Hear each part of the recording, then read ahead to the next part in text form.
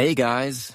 Tonight we embark on an exploration of one of history's most intriguing enigmas. Envision a metropolis that once sheltered more than 1 million inhabitants, featuring marble residences shining under the Mediterranean rays. Aqueducts brought pure water from the hills to each district, and traders from across 3 continents exchanged rare items in lively marketplaces.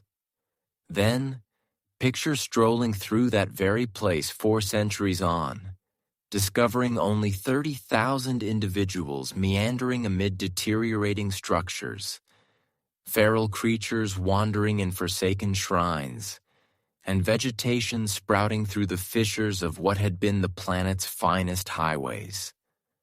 This is no tale from imagination. It's the narrative of Rome. And Rome wasn't the only one. Throughout an empire extending from Britain to the Sahara, splendid urban centers that had flourished for hundreds of years simply faded away.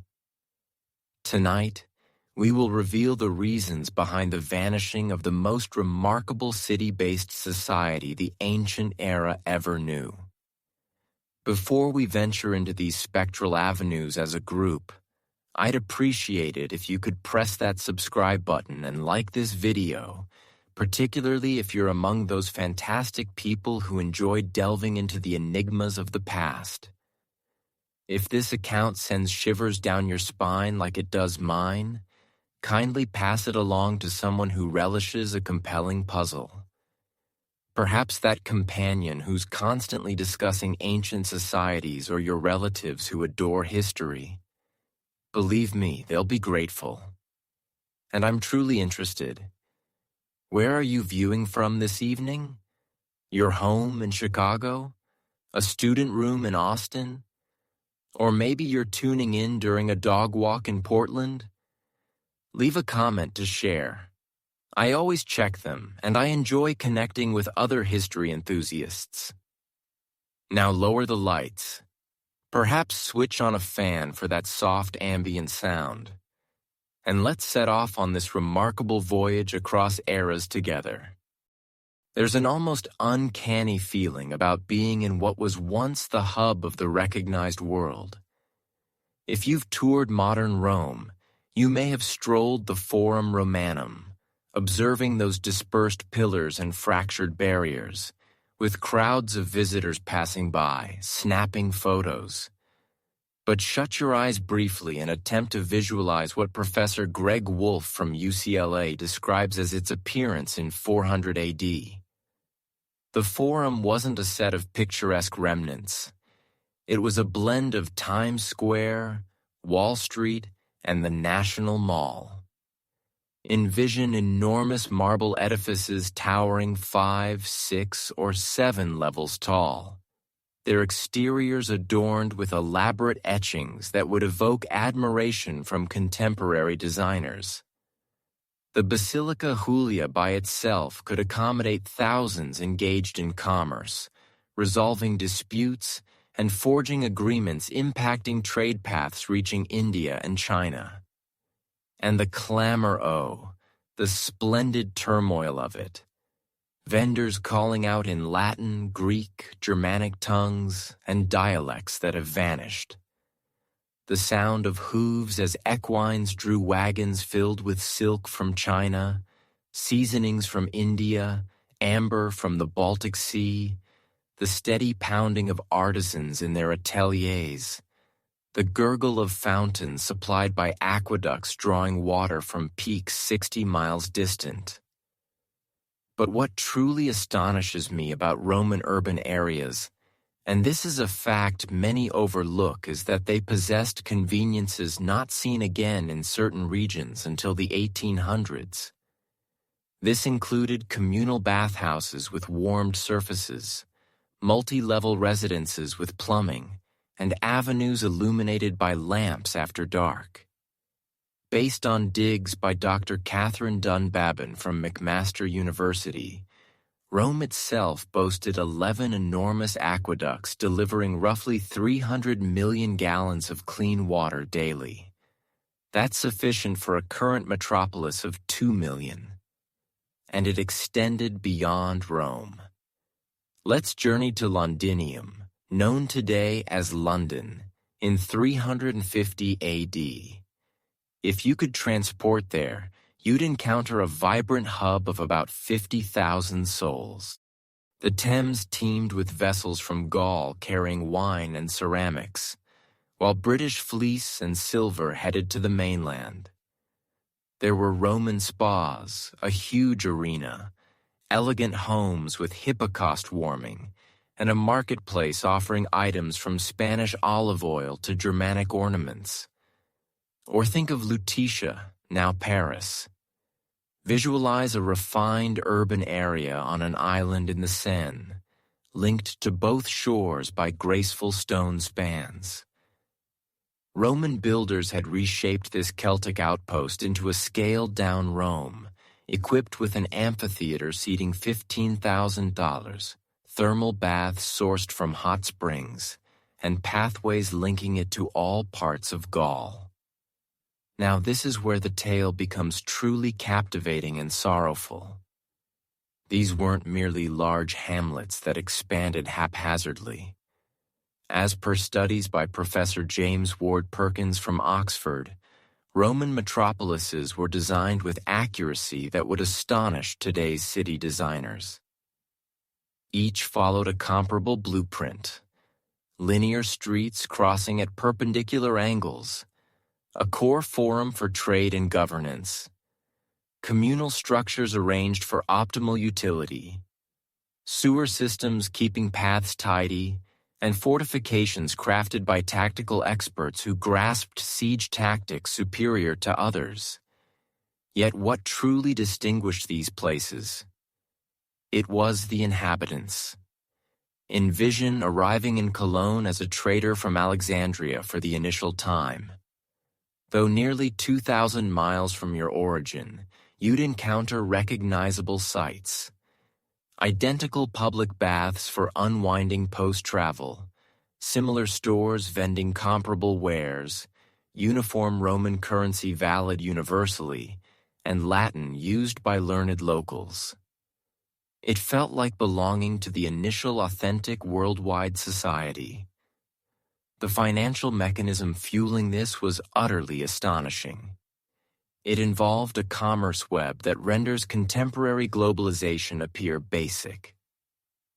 Digs catalogued by Dr. Roberta Tomber from the British Museum indicate Roman currency unearthed in locales as remote as Vietnam and India. Silk from China appeared in British bazaars, while British hounds were valued in Rome. Spices from Ceylon that Sri Lanka seasoned eateries in Gaul, and German amber fashioned adornments for affluent Roman women. But maybe most crucially, Roman urban centers embodied a groundbreaking concept: the notion that vast numbers of individuals could coexist harmoniously, efficiently, and affluently. Certainly, issues existed: slavery, disparity, political strife. But the bold ambition of erecting such expansive, intricate, linked settlements was unmatched in humanity's record. So, what transpired? How does such an advanced, potent, triumphant culture simply wane? How do metropolises constructed over ages get forsaken in mere generations? The explanation isn't straightforward, and it's certainly not the common perception. This isn't a narrative of savage tribes descending to incinerate all, although they contributed. Nor is it primarily about an empire's downfall, though that occurred. This is about civilization's vulnerability beyond our comfort. How relied-upon frameworks can disintegrate swifter than anticipated, and how decisions during turmoil resonate across eras. And believe me, as we probe this enigma, you'll uncover resemblances to our era that might linger in your thoughts well beyond this tale's close. because the elements that depopulated Roman cities, well, some echo strikingly today. But initially, we must grasp the sheer magnificence of these Roman civic accomplishments and why their downfall poses one of humanity's profoundest riddles. Remember to subscribe and activate notifications so you catch the upcoming segment of this amazing expedition. In the following part, we'll enter a Roman metropolis at its zenith and witness the civic wonder that astounded the ancient realm. So, let's rewind to 150 AD and traverse the avenues of Trier, a place you might not know, but one that would have utterly amazed you. Trier, situated in present-day Western Germany, was dubbed the Rome of the North. And trust me, that wasn't mere Roman hype. Imagine arriving at Trier's entrance as a prosperous trader on a brisk fall dawn. The initial sight to halt you, the immense magnitude of it all. The fortifications encircled the settlement for over 4 miles, constructed from huge limestone slabs rising 30 feet. These weren't mere barriers. They were feats of design with 47 guard towers, 4 principal entrances resembling victory arches, and an integrated drainage setup in the base. But what truly quickens your pulse as you pass through the Porta Nigra, that's the Black Gate, which endures today, is the initial auditory assault. The consistent clanging from smithies, the thunder of timber wheels on cobblestones, voices hailing in numerous tongues. Then the aromas. Newly baked loaves from ovens, the sharpness of hide from tanneries, foreign spices from stalls, and occasionally less agreeable scents from drains. Hey, even Roman metropolises had flaws. Now allow me to astonish you with figures pieced together by archaeologist Dr. Lash Vinden from extensive digs. Trier at its height housed about 80,000 residents. That may seem modest now, but note this. Paris wouldn't attain that figure again until the 1100s, almost a millennium later. And unlike medieval towns that sprouted chaotically, Trier was laid out with geometric exactness that would envy contemporary planners. The primary thoroughfare, the Cardo Maximus, ran flawlessly straight and broad enough for 2 Roman carts to pass easily. Lining this boulevard were emporiums that dwarfed modern shopping centers in quaintness, 3-tiered structures with ateliers below, dwellings midway, and storage above. The fronts boasted vivid frescoes and mosaics narrating tales of deities, legends, and prosperous trades. But this is where Roman civic design truly shines. Every edifice in Trier linked to dual water networks. One conveyed potable water from sources in the Eifel Mountains 30 miles off. Builders had computed the precise incline, a mild drop of 2 feet per mile to ensure steady flow sans wear. The other removed effluent via subterranean channels that would earn nods from today's sanitation specialists. And regarding impressive facilities, let's discuss what still evokes awe. The Imperial Baths of Trier. Visualize a facility spanning nearly 15 acres larger than 10 football pitches. These weren't solely for cleansing. They served as social venues, deal-making spots, fitness areas, and wellness centers combined. Per studies by Professor Hans-Peter Kühnen from the University of Trier, the caldarium, or heated chamber, reached a warm 104-degree via a hypocaust setup circulating warm air through cavities in walls and floors. Romans lingered here for hours, not merely bathing but negotiating contracts, chatting politics, enjoying games, or receiving rubs with exotic oils. Can you picture a neighborhood spot like that for daily relaxation, mingling, and business? Now here's a feature that highlights Roman cleverness: the amphitheater. Trier's arena seated 20,000 viewers, one in 4 locals. But the design was brilliant. Constructors excavated it into a slope, utilizing the terrain for seats while forming subterranean rooms for fighters, beasts, and props. They added a refined drainage, allowing arena flooding for simulated sea fights, then emptying in under 60 minutes. But what truly set Roman cities apart? It was the variety. Digs from Trier revealed traders from Britain vending woolen garments, vendors from Gaul presenting fine ware, Germanic artisans forging exquisite metal, and traces of items from India and China.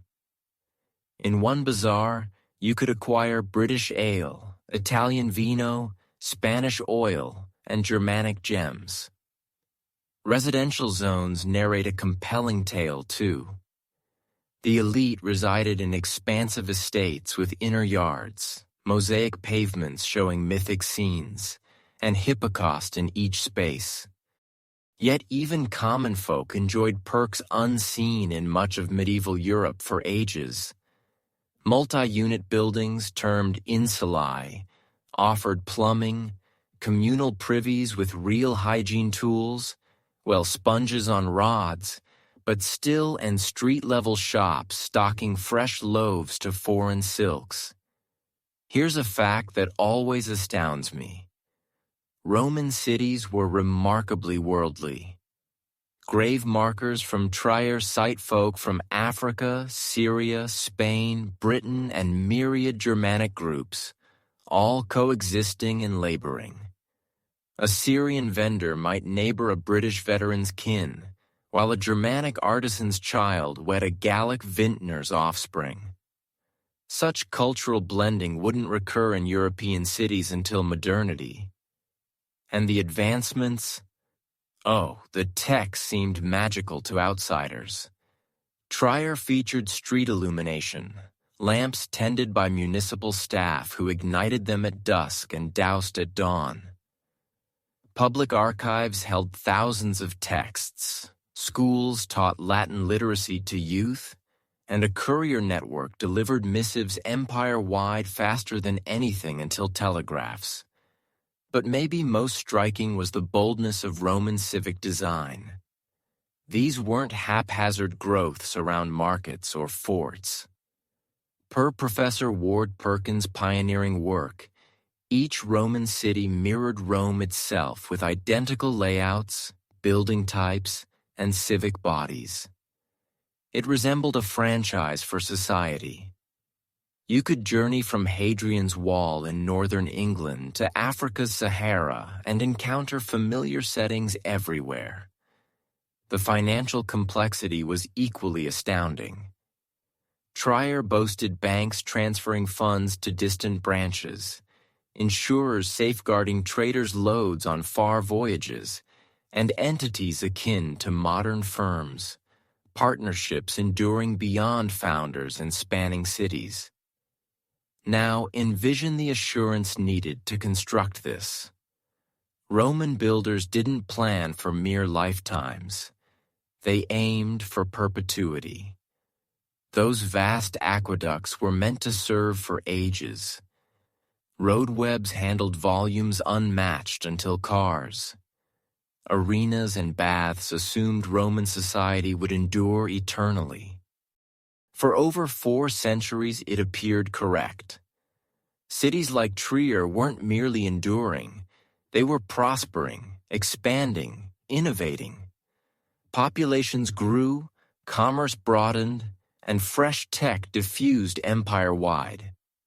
A Roman in 150 AD might assume descendants would inhabit even grander cities. But this is where our narrative darkens, and the puzzle truly unravels. For all this assurance, all this refined planning, all this remarkable setup rested on bases more vulnerable than realized? What if I revealed that under this civic splendor lay an economy so intricate, linked, and reliant on ideal states that minor interruptions could spark disastrous breakdowns? The financial driver behind these civic wonders was soon to confront unforeseen trials.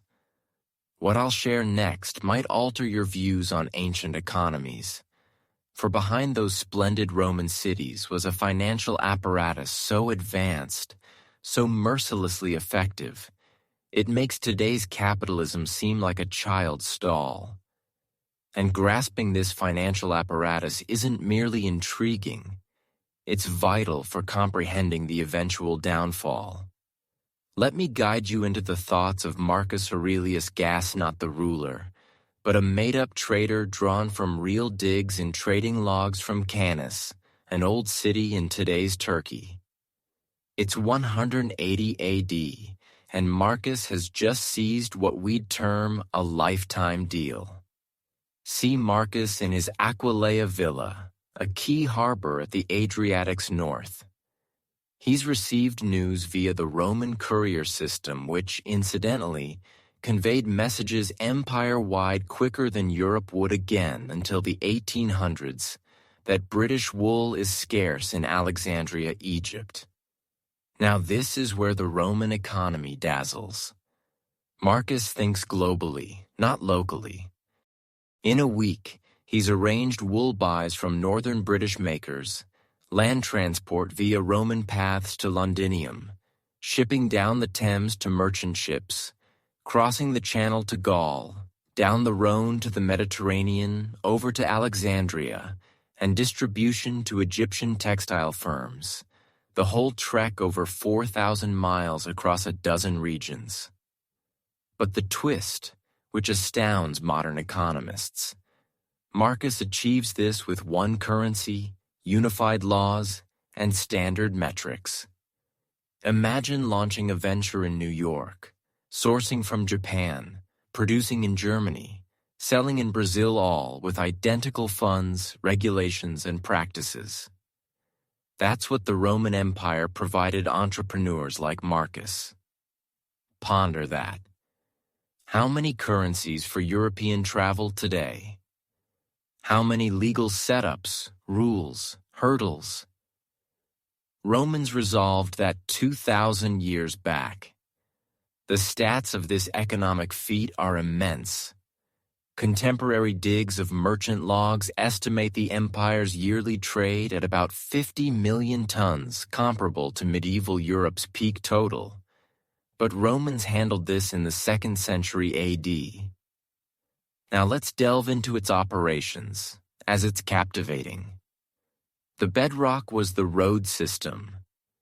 25 primary routes over 50,000 miles, plus 200,000 miles of feeders linking key spots. But these weren't mere trails. Per engineering analyses by Professor Isaac Moreno Gallo from the University of Burgos, Roman roads mimicked modern expressways with layered bases, drains, markers, rests, and ancient service stops. A trader from Rome to Cologne, around 800 miles, could complete it in 40 days with halts. Medieval times doubled or tripled that, highlighting the edge. Speed ensured fresher items, less waste, and quick market responses. But the true brilliance lay in finances. Romans had credit letters, global banking, policies, and shared companies. A Gaul trader could deposit with a banker and withdraw equivalently in Egypt sans moving coins.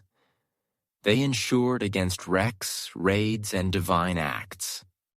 Let me offer a precise instance showing this refinement. In 1900, Digges uncovered business papers in Vindolanda Fortress near Hadrian's Wall in northern England. Among them, a trade pact between a British wool dealer and Gaul supplier. It detailed prices, deliveries, quality norms, penalties for delays, insurance, and arbitration. Such business depth wouldn't resurface in Northern Europe until the Renaissance, over 1,000 years on. Imagine that security 2,000 years ago. The specialization scale was impressive too. Take Rhodes Island. By the 2nd century AD, it became ancient shipping's insurance hub. Per Professor Nicholas Purcell from Oxford, Rhodian sea law was so esteemed that traders from Britain to Syria cited Rhodian clauses. The Isles' economy centered on financial aid for distant commerce like ancient Lloyd's of London, or the Spanish silver mines at New Carthage. Modern estimates by mining scholar Claude Domergue indicate over 200 tons yearly at peak, enough for 50 million denarii. This wasn't casual mining. Romans used hydraulic methods, advanced draining, and first large-scale operations. The social toll was dreadful, estimated 40,000 slaves in harsh conditions, but the economic shift was transformative. And here's a detail showing Roman economy's linkage. The pepper trade. Indian black pepper was so prized it served as money sometimes. Roman traders set permanent posts in Indian harbors. Digs found Roman coins in Vietnam and South India. Professor Roberta Tomber's British Museum work shows one India to Alexandria ship could supply the Western Mediterranean with pepper, silk, spices for months. But the most notable trait of this economic driver was its city focus. Unlike later medieval farm-based economies, Roman riches concentrated in urban areas. City dwellers weren't mere buyers. They were makers, inventors, growth drivers. A place like Antioch, with 300,000 people, wasn't a mere town. It was a production hub for textiles, metals, glass, pottery, luxuries exported over 3 continents. The tax setup funding this was refined and harsh. Roman collectors, publicani, ran a franchise tax system, bidding for provincial collection rights, paying treasury up front, keeping excess. It was capitalism for state income, yielding vast riches for government and collectors. But this is key for what follows. The whole miracle rested on 3 vital pillars: political steadiness, military safety, demographic expansion. The Pax Romana fostered conditions for merchants to fund 3-year India ventures, sans war fears disrupting paths. Legions guarded routes from thieves and foes. Growing cities created expanding markets. For over 2 centuries, it seemed unassailable. Trade swelled. Cities grew. Tech spread fast. Wealth amassed unprecedentedly. Roman traders lived better than later European royals. Urban middle classes enjoyed plumbing, heating, entertainment, diverse cuisine, education unmatched until industrialization.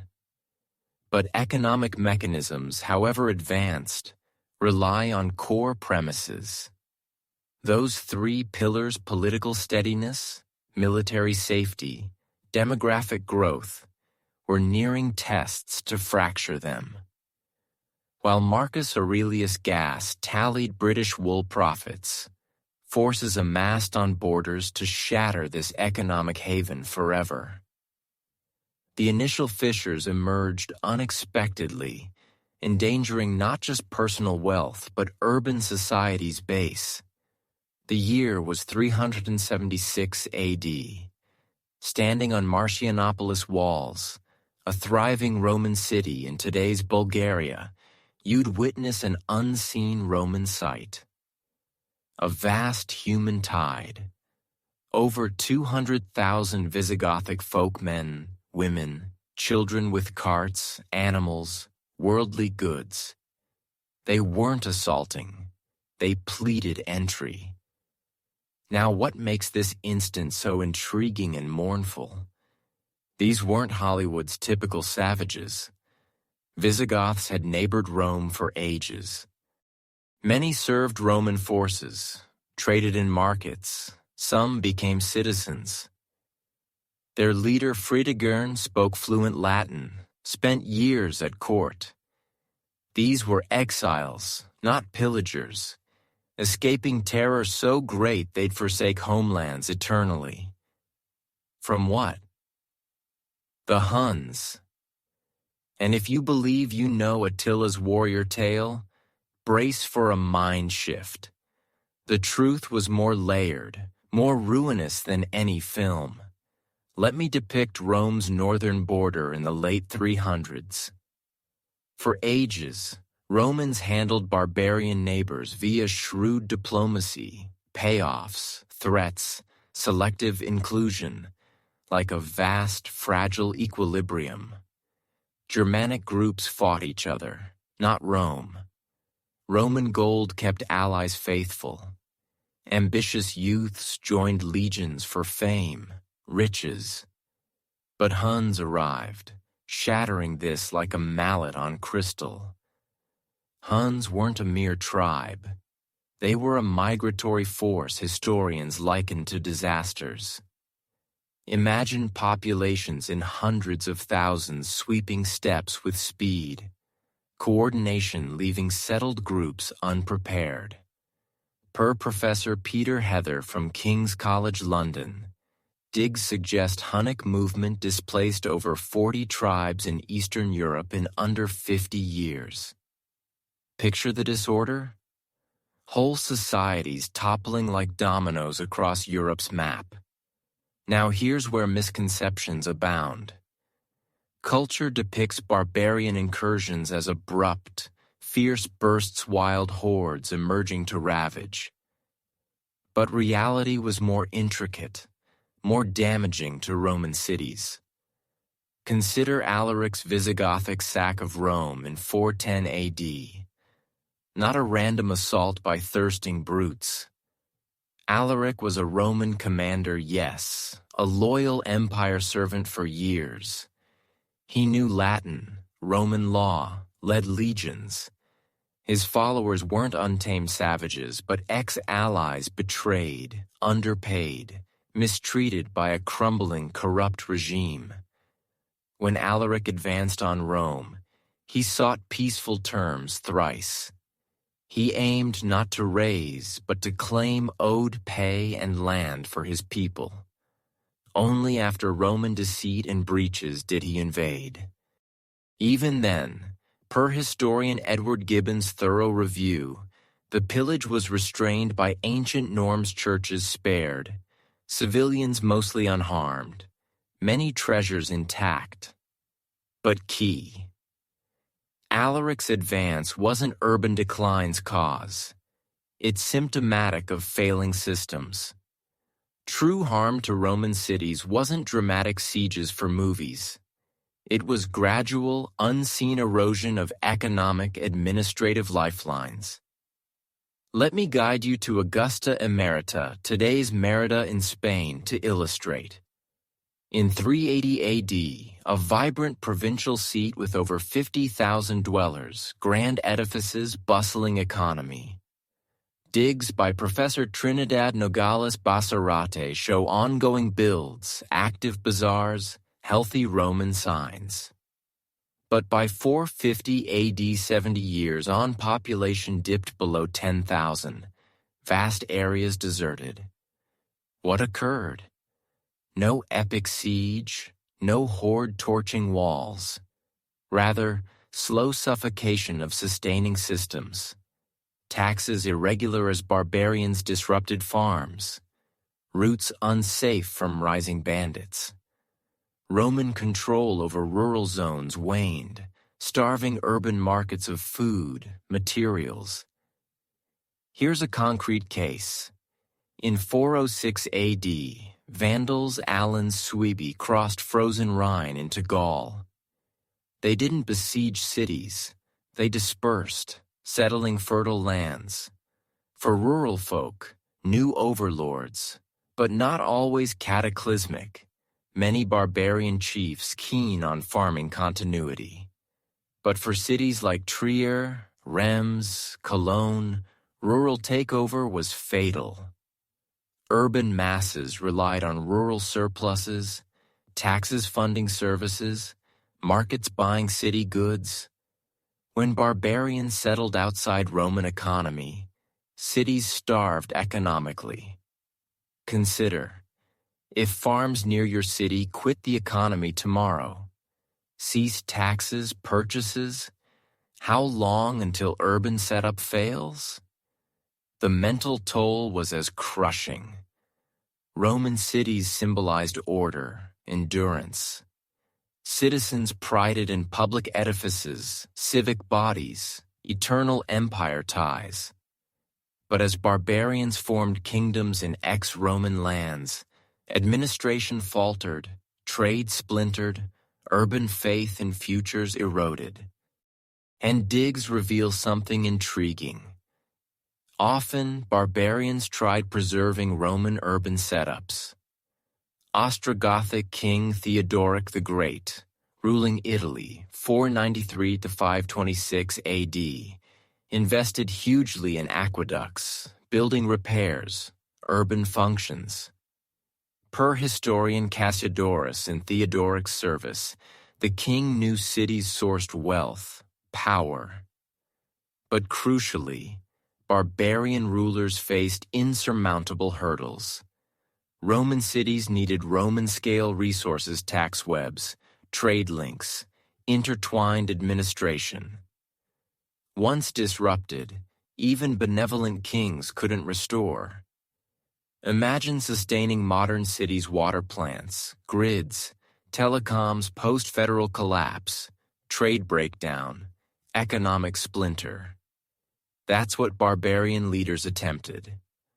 Some managed briefly. Ravenna under Ostrogoths stayed splendid into 6th century.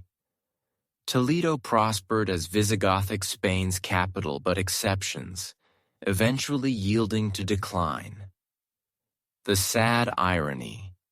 Many barbarian chiefs admired Roman culture, sought preservation, viewing themselves as heirs, not demolishers. But barbarian settlement, even peaceful, disrupted delicate economic administrative nets vital for Roman cities. And this haunts historians. The process was mostly irreversible. Once cities lost economic bases, populations fell below thresholds for infrastructure upkeep, imperial trade severed, rebuilding grew immensely hard. Medieval Europe birthed new urban forms, but centuries later, differing fundamentally from Roman forebears. Yet barbarian incursions, destructive as they weren't sole forces dismantling Roman urban realms. Even as Germanic tribes settled ex-Roman lands, cities lost economic bases. A deeper crisis brewed, striking the empire's core capacity to finance, sustain vast urban society. Now picture grasping a Roman coin from 200 AD. Sense its heft. Solid silver shining. This denarius holds about 83% pure silver, embodying true worth. Merchants from Britain to Syria accepted unquestioned. Now envision a same-style coin from 270 AD, lighter, dimmer, barely 5% silver. In 70 years, Rome essentially ruined its currency. And when money perishes, cities perish too. This is history's direst economic falls.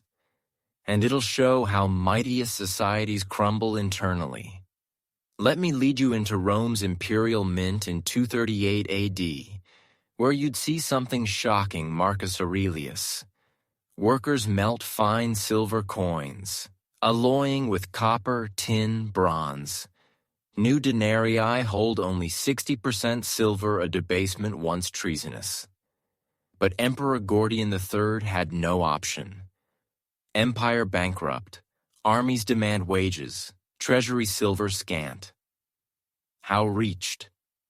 Answer. Vicious cycle economist Michael Fulford terms classic imperial demise. Military costs rise. Taxes hike to cover. Productivity drops from high taxes. Revenues fall. Government debases money for shortfall, sparking inflation, raising military costs further. Cycle spins till total breakdown. But let's view human toll via ordinary lives. In Pompeiopolis, mid-sized Turkish city, archaeologist Dr. Clive Foss found heartbreaking in ruins. Coin caches hidden in walls, under floors, in jars. Not rich traders' hoards, but common folks' savings, watching helplessly as value vanished. One 1994 find tells tragic tale. 247 silver coins from 180–250 AD. You see empire's economic ruin in them.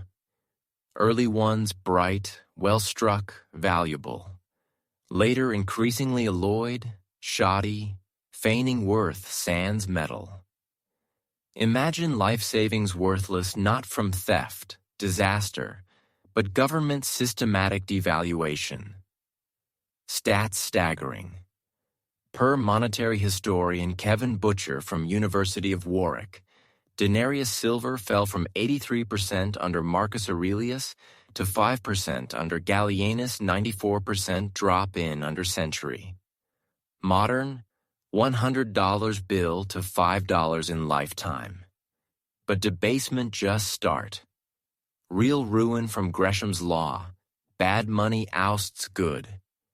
As Romans noted new coins low silver, they hoarded old, spent debased. Good silver vanished from circulation. Worthless flooded markets. Mental impact devastating. Romans trusted currency centuries. Silver denarii backbone of Mediterranean trade since Augustus. Suddenly, Alexandria merchants rejected Roman coins. Gaul traders demanded gold. Local markets reverted to barter. Let me depict daily life. In 260 AD, Rome loaf cost half denarius. By 280 AD, 50 denarii. By 300 AD, 200 denarii. Prices exploded, making modern hyperinflation mild. But tragic for Roman cities, urban folks wholly monetary dependent. Unlike self-feeding farmers, city dwellers bought all with cash. When cash worthless, urban existence impossible. Take Ottoman Gaul, 250 AD, thriving trade hub over 40,000. Digs by Professor Pierre Pignon show busy markets, builds, prosperity. But as currency crashed, trade broke, merchants avoided markets, Roman money worthless for goods. Craftsmen couldn't afford materials amid daily price shifts. Builds halted. Workers wanted food over coins. By 280 AD, autumn under 15,000.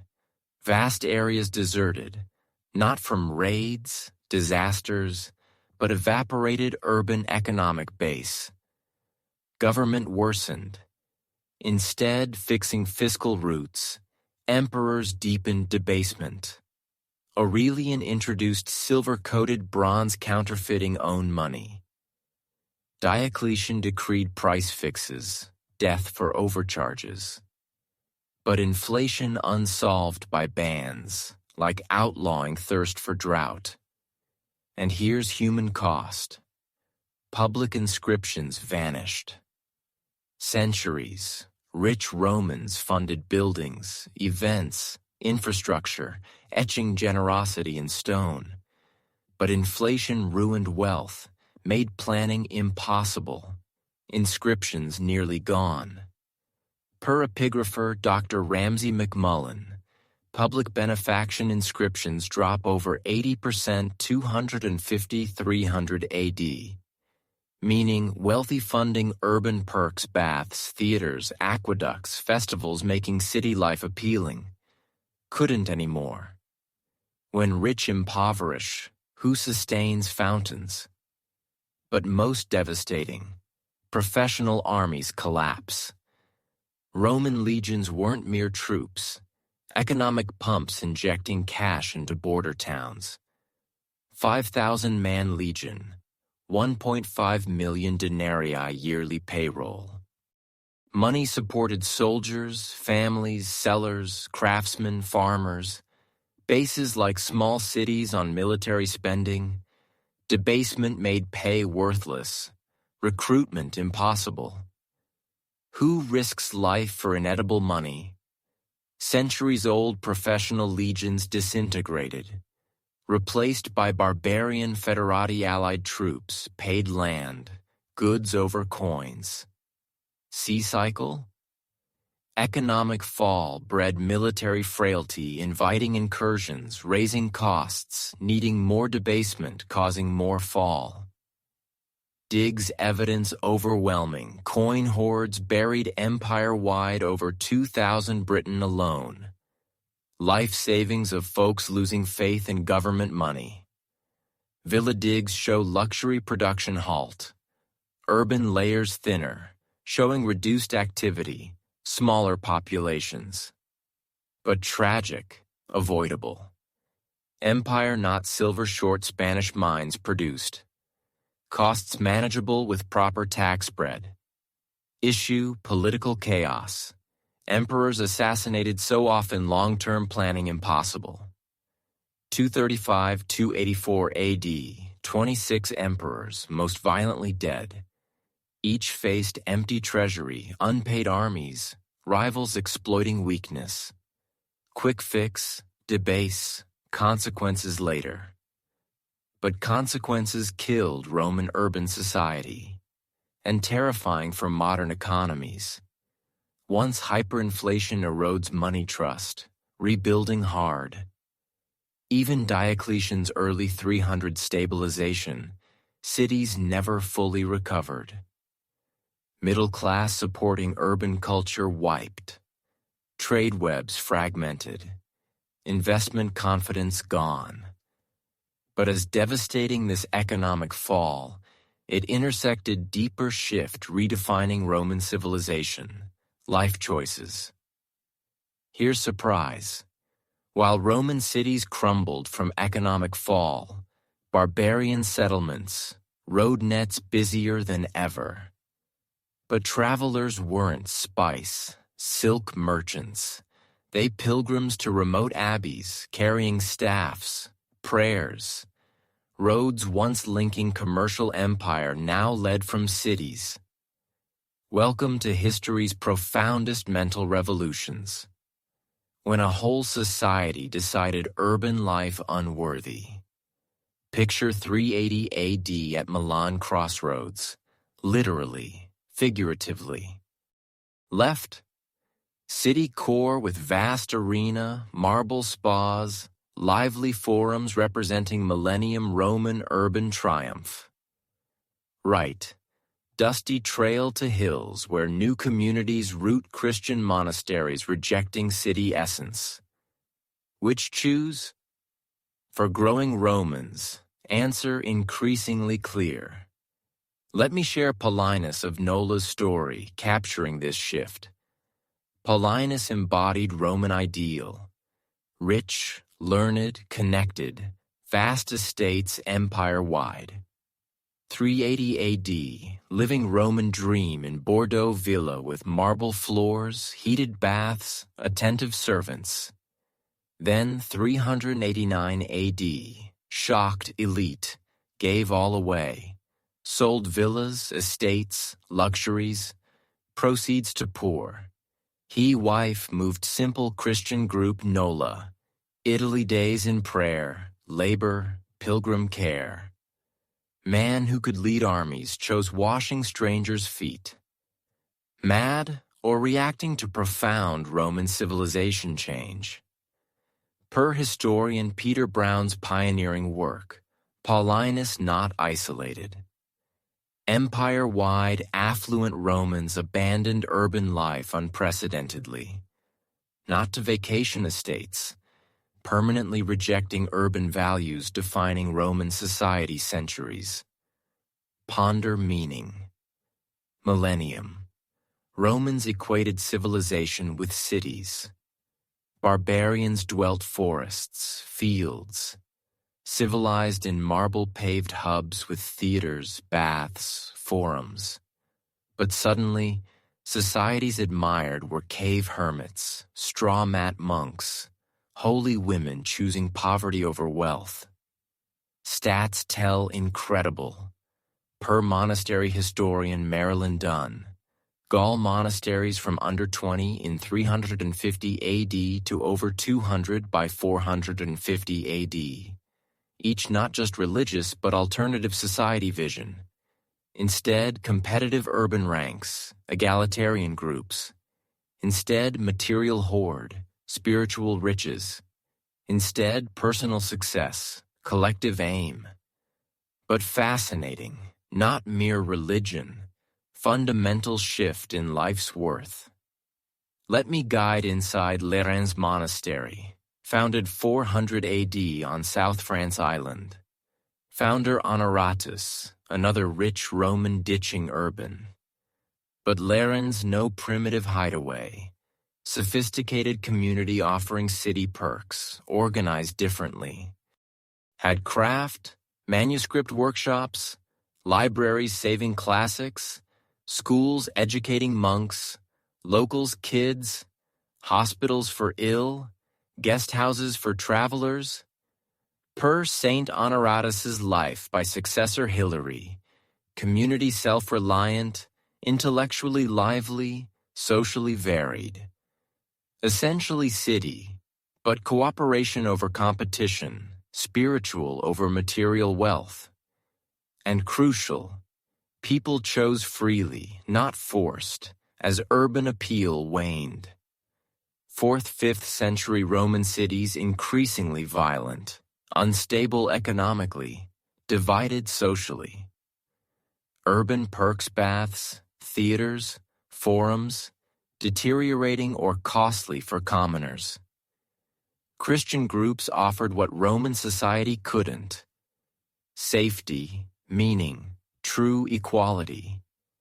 In a world of deadly politics, frequent raids, constant economic fall, monasteries seemed less escape, more evolution. Mental impact huge. Centuries, Romans' identity from urban ties, guild membership, civic events, games, building patronage. But Christianity offered differing. Faithful community membership, eternal over temporal focus, God service over Caesar. Not mere conversion, cognitive overhaul. Romans rewired values, goals, life organization. Specific, 407 AD, Trier that northern Rome faced crisis. Barbarian raids disrupted environs. Trade fell, court to Ravenna. Traditional, fortify walls, hike taxes, recruit troops. Instead, unprecedented, per Hydatius Chronicle, sizable Trier population left. Not panicked flight. Deliberate to rural Christian groups. Wealthy donated city properties to church, moved monastery-backed farms. Craftsmen shut urban shops, joined religious where skills spiritual, not commercial. By 420 AD, Trier from 80,000 to under 20,000. But fascinating, many leavers not economic refugees, spiritual trailblazers deeming urban spiritually void. Pattern empire-wide. Antioch, once 300,000 glittering, saw outflows to nearby monasteries. Alexandria, ancient intellect hub, lost minds to desert Christian schools. Rome itself had what historian Chris Wickham calls voluntary durbanization, wealthy Christians choosing ascetic over luxury. But significantly, movement altered infrastructure, public space views. traditional Roman cities around status-seeking funded amenities. But Christianity taught honor from aiding poor, not impressing mighty. So wealthy funded hospitals, orphanages, pilgrim inns over new arenas, baths, organized cooperative charity over competition. Urban landscape reflected new values. Churches supplanted temples, hospices gymnasia, monastery gardens ornamental forums. Ever wonder living through such value transformation? Watching civilization deem ancestors' builds wrong. Digs across ex-empire show pattern. Traditional public buildings decay. Christian get investment. Villas convert religious. Urban workshops close. Monastery scriptoria expand. But poignant. Monastic choosers not rejecting civilization, saving it. In view, traditional cities corrupt morally, predatory economically, empty spiritually. Monasteries preserved best Roman, learning, law, tech, admin, discarding toxic, and succeeded often. When Western Europe urban collapsed, monasteries saved texts, farming methods, provided services governments couldn't. But this spiritual revolution collided with deeper Roman urban challenge, reshaping Europe landscape, making old Roman world untenable. There's something astonishing most ignore about Roman roads. They weren't mere transport, civilization's lifelines. When lifelines clogged, Roman urban body died. And how world's finest road system became useless is fascinating on infrastructure fall dooming societies. Imagine on Via Appia 200 AD that splendid link Rome to Brindisi port, 350 miles southeast. You'd see activity river, spice caravans, messengers racing stations, rich Romans in comfy coaches, soldiers marching, citizens pilgriming shrines. Now same road 450 AD, stone pavement cracked, weed overgrown, bridges collapsed rivers. Stations empty, crumbling. Once main commercial vein, now perilous path for desperate brigands. How? How sophisticated network vanish? Answer profound on civilization's unseen maintenance till gone. Let me reveal Roman road upkeep. Understanding aids appreciating collapse catastrophe. Roads not built, forgotten. Needed constant skilled care employing thousands empire-wide. Each major had curator viarum highway overseer for sections. Not honorary. Complex engineering roles needing drainage, stonework, bridge, traffic knowledge.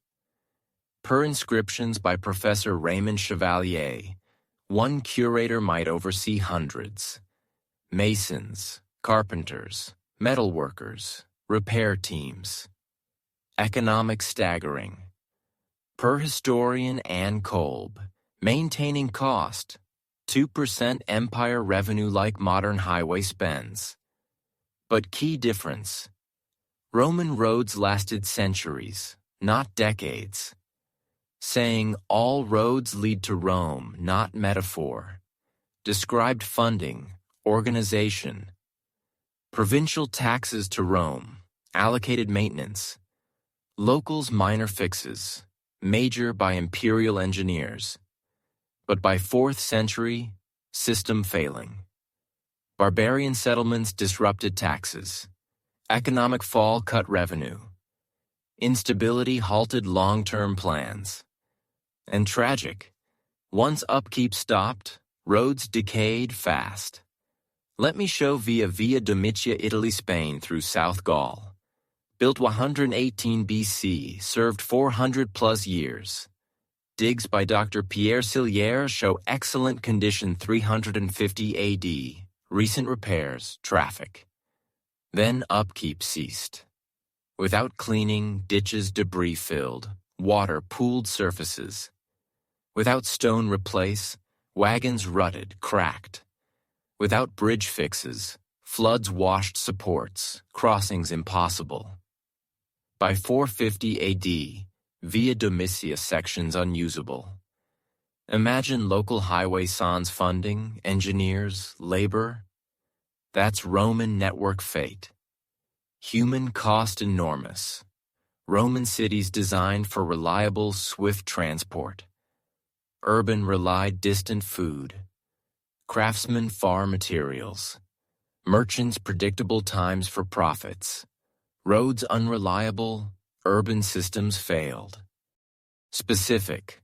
Lugdunum modern Lyon, France thrived hub where Britain, Germany, Spain, Italy roads met. Merchants exchanged, redistributed. But deteriorating roads, long-distance merchants stopped Lugdunum. Why risk cargo on unsafe routes? Trade fragmented local. Per Professor Armand Desbot Diggs, cities' pottery workshops, exporting Gaul-wide halted 420 AD, not demand loss, but transport unreliability. Lugdunum from over 50,000 to under 10,000 by 500 AD. City died from transport failure, not war, disease. And psychological, milestones vanished. Roman roads marked every mile, 0.9 modern, with stones showing city distances. Not just practical, imperial power symbols, but upkeep end, new milestones ceased, old removed, reused locally. Digs show production drop post 350 AD. Empire literally losing direction. Roadfall devastated info flow. Cursus publicus ancients sophisticated comms. Messengers York Rome 40 days speed unmatched Europe till 1700s. But depended maintained roads, stations, deterioration, abandonment, times ballooned. Per historian Michael McCormick, 250 AD 40-day message might 80, 100 days 450 AD if arrived. What for administration? Run empire when orders months to governors? Coordinate military sans general comms? Collect taxes sans reliable collectors? Road collapse transformed Europe geography, visible today. Roman roads connected economically sensible, not geographically obvious regions. Cologne-Milan highway crossed Alps via engineered passes for year-round. But unmaintained, winter impossible.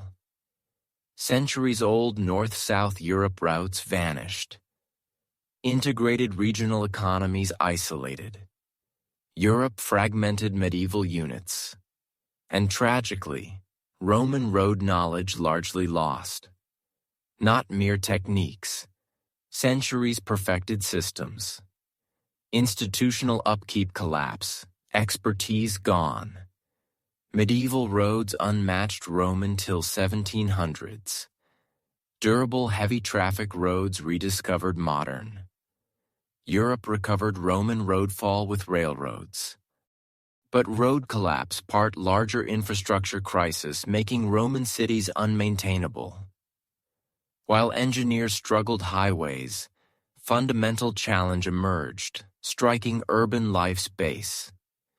Just when story seems maximally devastating, something makes barbarian incursions minor. Invisible, unrelenting, killed more Romans than all Germanic tribes. But not human foe. Microscopic. When Justinian's plague swept Mediterranean 541 AD, didn't just kill people killed cities as safe concepts. Let me depict chilling. Walk Constantinople summer 542 AD. Greatest remaining Roman city, over 500,000. Byzantine jewel. Morning normal, stall setup, kids streets, Hagia Sophia sun gleaming. But midday wrong. Market collapses, bodies from homes. Evening, lively 200+ years, city tomb like death carts creak, survivors wail. Per eyewitness historian Procopius, peak 10,000 daily deaths. In 500,000 city, 150 daily. Imagine horror? But significance. Plague not random kill. Systematically wrecked urban foundations. Spread revealed terrifying on Roman interconnectedness turning deadly. Plague arrived Constantinople via Egyptian grain ships. Fleas on black rats in holds. Not unusual. Constantinople imported 175,000 tons grain yearly Egypt for masses. Trade nets prospering Roman cities now death delivered. Let me enter plague survivor's mind. Evagrius Scholasticus, Antioch lawyer, detailed account. Describes losing wife, daughter, grandchildren, most friends weeks. But writing conveys not just grief, complete urban function breakdown. Courts closed sans judges. Markets shut, merchants dead fled rural. Builds halted, craft guilds wiped. Per Evagrius, government stopped. Officials dead, abandoned. Terrifying math. Modern epidemiologists like Dr. Lester Little from Smith College estimate 25 to 40% deaths affected areas. Not health crisis. Demographic apocalypse dwarfing modern pandemics. But tragedy beyond toll. Plague altered city relations permanently. Millennium. Romans saw urban safer than rural walls versus enemies. Granaries versus famines, doctors versus illness. But plague showed dense urban more vulnerable than scattered rural. Think. Isolated farm peasant might survive distance from plague-hit city. But Roman apartment with hundreds sharing spaces? Death trap. Mental impact enormous. Professor Kyle Harper from University of Oklahoma analyzed post-plague lit, showing urban view transformation.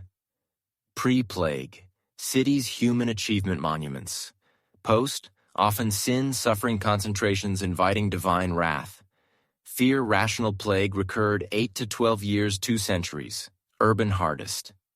Constantinople major outbreaks 542, 558, 573, 586, 599, 618, 698, 747 AD 8 disasters 2 centuries. Imagine maintaining urban under that? Plan builds when population halves next decade? Sustain guilds when trades overnight wiped? Justify city when rural safer? Let me show via Carthage, North Africa. Pre-plague, Mediterranean great with over 100,000 grand buildings, thriving grain export economy. Digs by Dr. Susan Stevens show bustling center, builds, markets, vitality. Then 542 AD plague.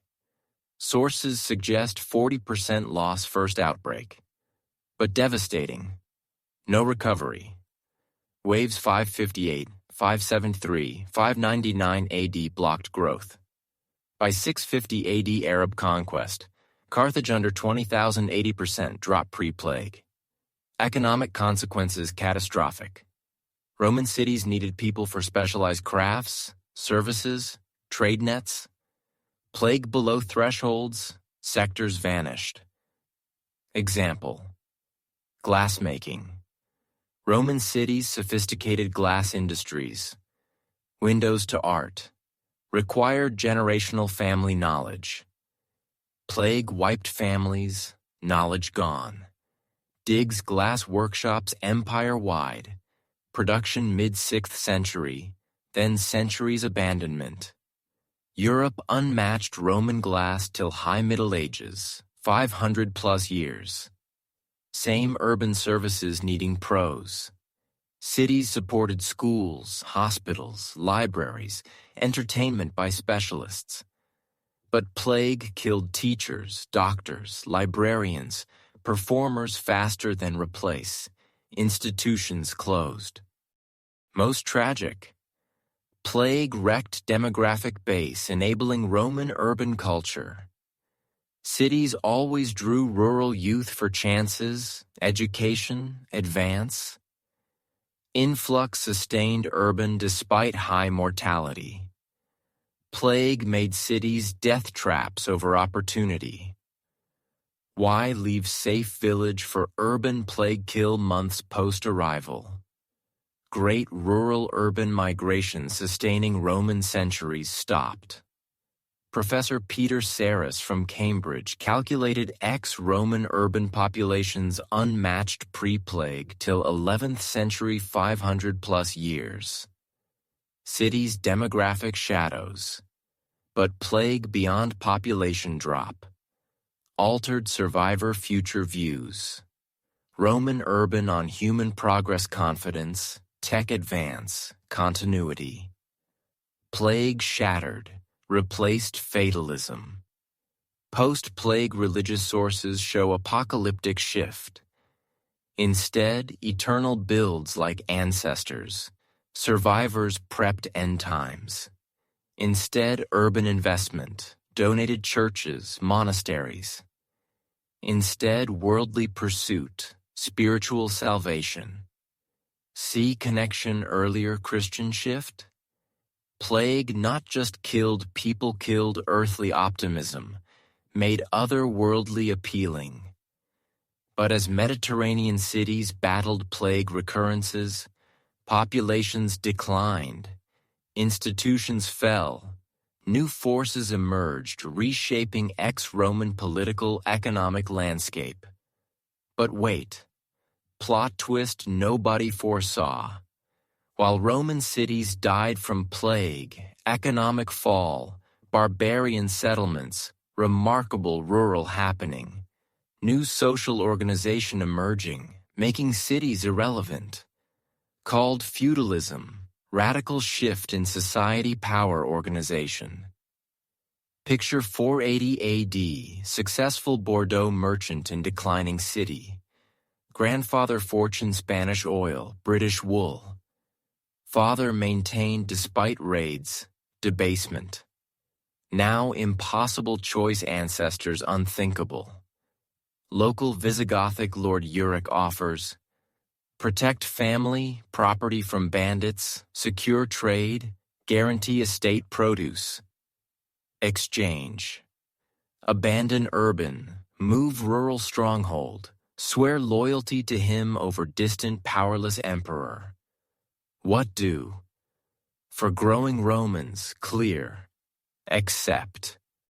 This how Europe inadvertently invented new society organization, making Roman-style cities obsolete 500 plus years. Let me clarify feudalism misunderstood. Not designed system. Emergency to centralized authority collapse. Practical for society sans government basics. Security, justice, economic coordination. Worked. Instead, distant imperial. People formed personal ties with local strongmen for protection. Not business contracts, sacred oaths creating bonds. Lord gave land, protection, justice to vassals. Vassals' military service, labor, loyalty. Genius, flexibility. Unlike Roman needing vast bureaucracies, armies, supplies, feudal scaled any. Single village-owned protections. Valley self-sufficient unit. No need cities, roads, imperial admin for feudal. Let me show transformation via Gaul 5th, 6th centuries. Per historian Chris Wickham from Oxford, digs show settlement shift. Roman villas, elite country homes, abandoned or fortified strongholds amid peasant villages. But fascinating, not decline.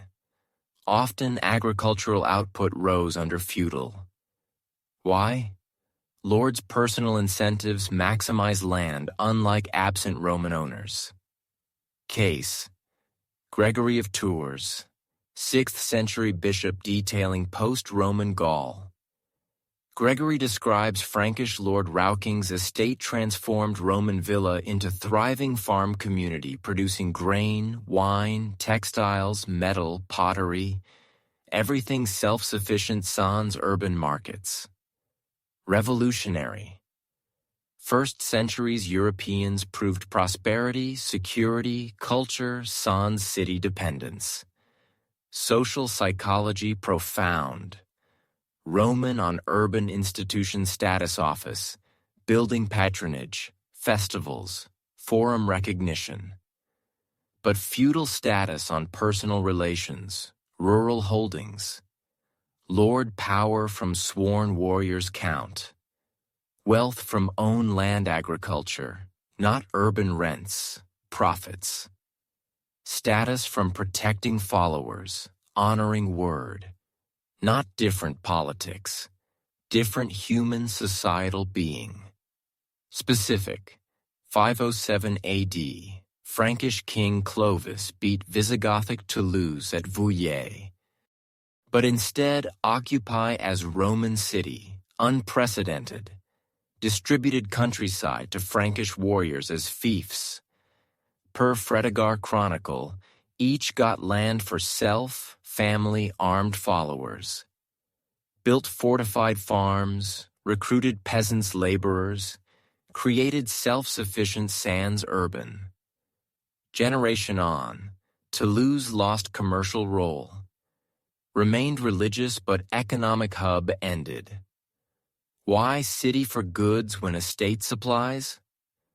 Digs striking. Rural ex-Roman territories, new fortified sites, motte and bailey castles amid farms.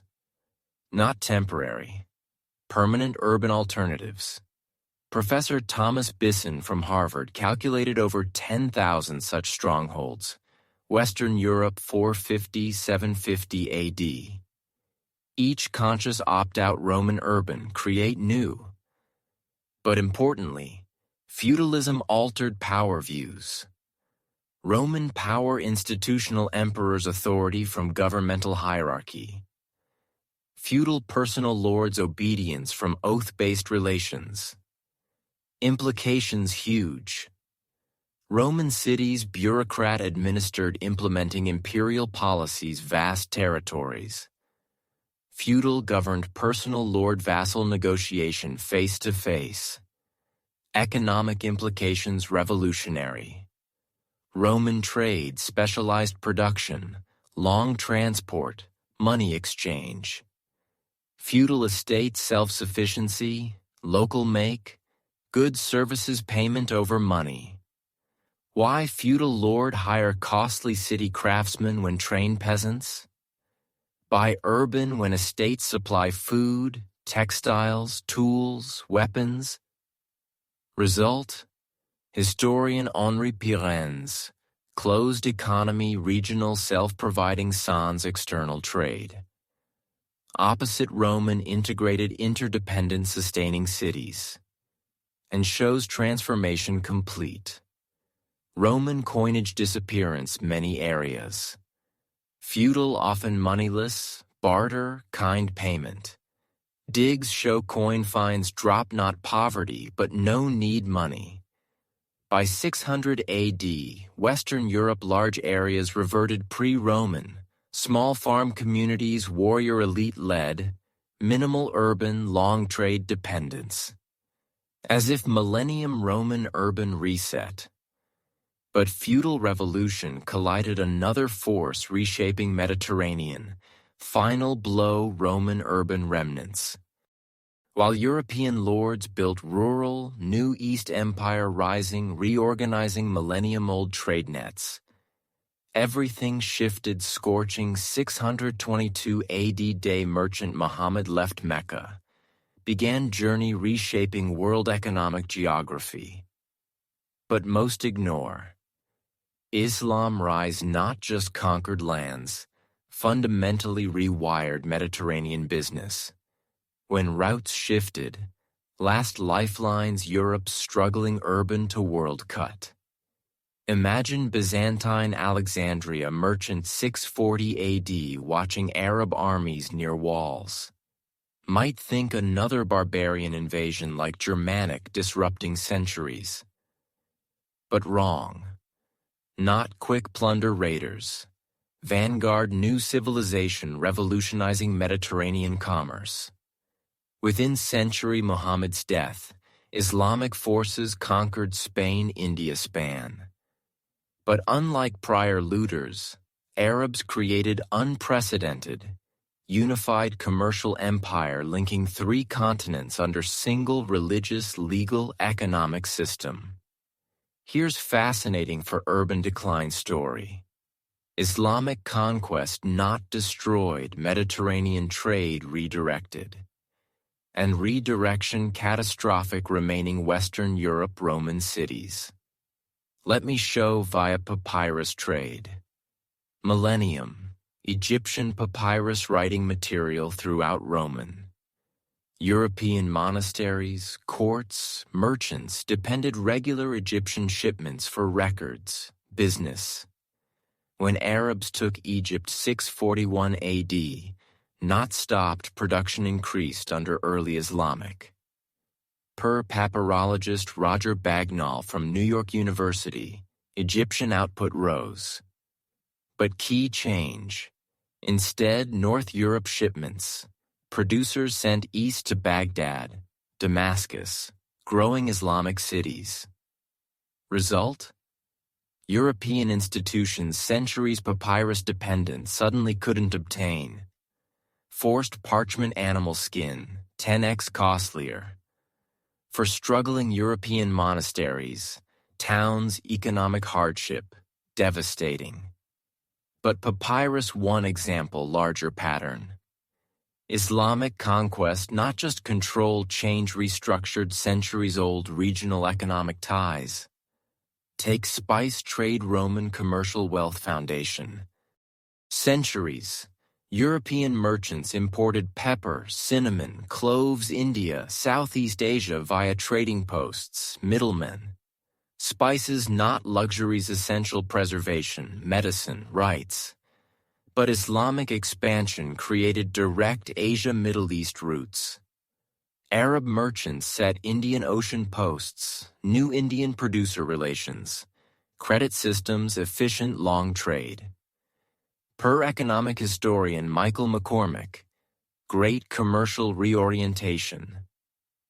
Instead, North Mediterranean Europe, Asian goods east via Red Sea to Cairo, overland Damascus, Baghdad, to growing Islamic Central Asia, Spain.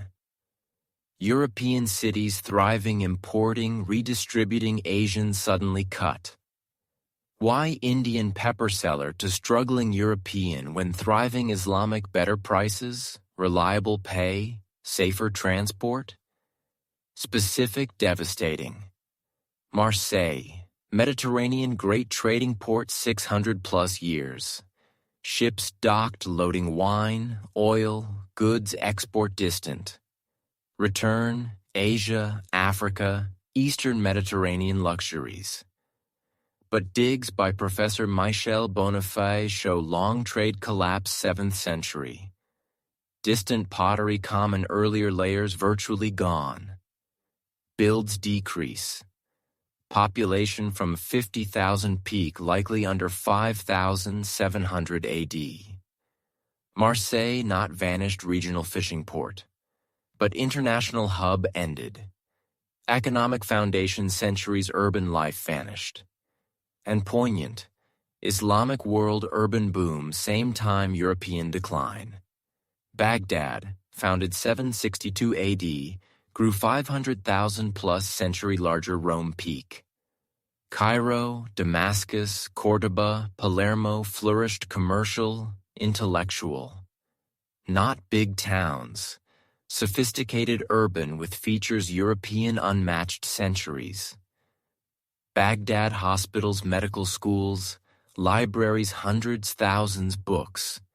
Baths, advanced hydraulics. Markets, China, Spain goods. Imagine European Christians' mental impact. Millennium. Self-heirs world's advanced civilization. But suddenly, grandest cities, sophisticated tech, extensive trade, Islamic religion non-existent 2 centuries prior. Commercial reorientation affected available European goods. Many Roman city commons, Chinese silk, Indian spices, Egyptian papyrus, Ceylon stones, rare, expensive post-Islamic Europe. Scarcity forced more self-sufficiency, reducing urban economic advantages. If no exotic city buys, why not rural produce basics? Significantly, Islamic conquest changed commercial operation scale. Roman trade, individual merchants, small partnerships, short distances. Islamic vast continent-spanning nets, sophisticated banking, unified authority. European couldn't compete. European trader months, single neighboring shipment. Islamic years-long expeditions, dozens partners, multiple continents. Tech gap daunting. Islamic navigators, new math instruments, map-making, Indian Chinese navigation knowledge. Merchants, sophisticated credit, standard weights, measures, law codes safe, profitable long trade. European 4th century advanced practices now primitive. Like competing multinationals, medieval guilds. This explains some European regions' faster decline.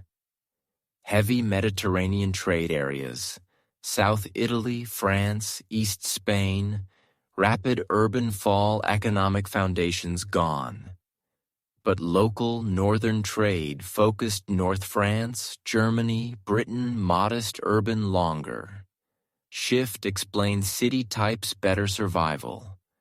Religious like Rome, Canterbury, Tours, populations, spiritual services, unimportable Islamic. Administrative Paris, London survived feudal kingdoms, governmental needs. But pure commercial often withered. By 750 AD, Europe economic map redrawn. Vibrant interconnected Roman Mediterranean urban net gone. Replaced isolated regional economies, minimal long connections. Europe lost cities, world economy place. But even as European urban seemed lowest, cities continent-wide shadows former, some extraordinary refused quit. Against odds, few remarkable reinvented cities' purpose. Against odds, some cities refused die. Survival stories fascinating reveal secret ingredients keeping urban alive hopeless. Not biggest, richest, smartest, adaptable, reinventing collapse old Roman world. Let me share 3 remarkable change resilience, adaptation views. First, Rome itself, eternal city staying eternal despite doom signs. By 550 AD, Rome lost 90% plus population from million plus to not 50,000 rattling city built 20x. Aqueducts broken, forums deserted, animals roamed, Colosseum ruins. But Rome not just survived, transformed, new. Instead, maintained impossible imperial infrastructure, reinvented around new power. Spiritual. Pope Gregory the Great, 590–604 AD, turned Rome world's first religious tourism spot. Instead, merchants, administrators attracted pilgrims. Instead, Egypt gained massive population. Sustainable economy hosting shrine visitors.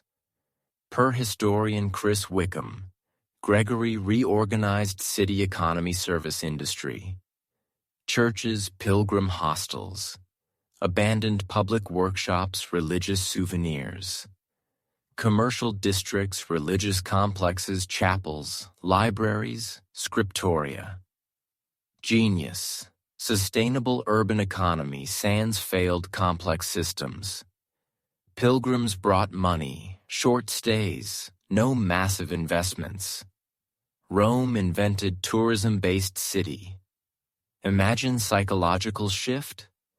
Romans reimagined city purpose not political empire center, but religious community spiritual heart.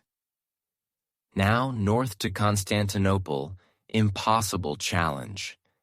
Surrounded enemies, plague devastated traditional trade cut. Logically, collapse like other major Roman. Instead, medieval world's greatest success. How? Mastering technological innovation, diplomatic flexibility. Emperor Leo III, 717–741 AD, transformed Constantinople knowledge economy. Instead, vast territorial, center-preserving, translating, developing tech. Byzantine scholars collected manuscripts worldwide, translated Greek, Latin, Arabic, Hebrew, created medieval's sophisticated education. But what's special? Niche markets masters. While Islamic controlled mainstream spice, silk, Constantinople specialized luxury unique expertise. Byzantine craftsmen famed fine silk textiles. Islamic rulers paid huge. Goldsmiths' jewelry, religious artifacts prized Ireland, India.